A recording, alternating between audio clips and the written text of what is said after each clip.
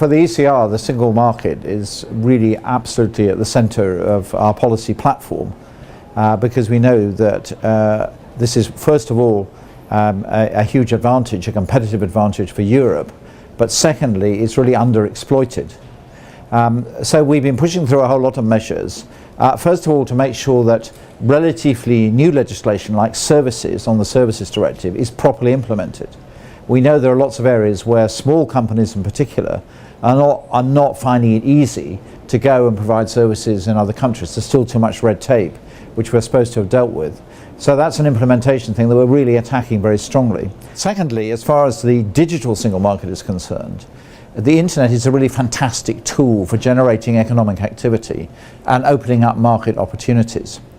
Now that's beginning to happen, but there are lots of things that we need to tackle that are not connected so much with the technology as some of the restrictions. First of all, to get more consumers to trust the internet, to use it effectively, to know their rights, to be able to pay online, all these sort of things. And secondly, to get more suppliers to go onto the internet, to build new websites, to look for new opportunities of presenting their goods to people. And there are also other practical things, like, for example, the cost of delivering goods and parcels from one place to another, which actually is higher, much higher across border than it is within a country. So my committee has been working very hard on these practical issues alongside our campaign to open up the overall marketplace. Now, the third thing I would identify is about the single market for goods. Everybody thinks that we've achieved a lot in the single market for goods, and certainly we have. In many cases we have a single harmonised set of regulations. In other cases we have rules which are mutually recognised, is the term, but where one country accepts a product that's been tested to standards in another country. But we're still finding much too much abuse of that principle. We're finding that some countries are blocking products from going on sale. And there are rights now for businesses to be able to challenge that sort of blocking behaviour.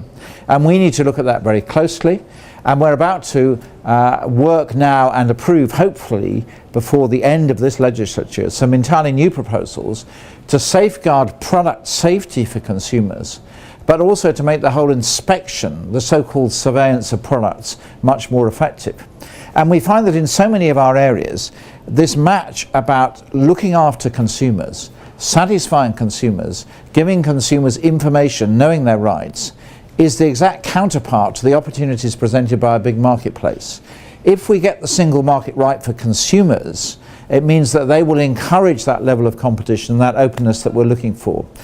So I'm chairman of the European Parliament's Committee on the Internal Market and Consumer Protection, and I've spent the last 4 years promoting these activities and moving things forward with a great team of people from the ECR on my committee.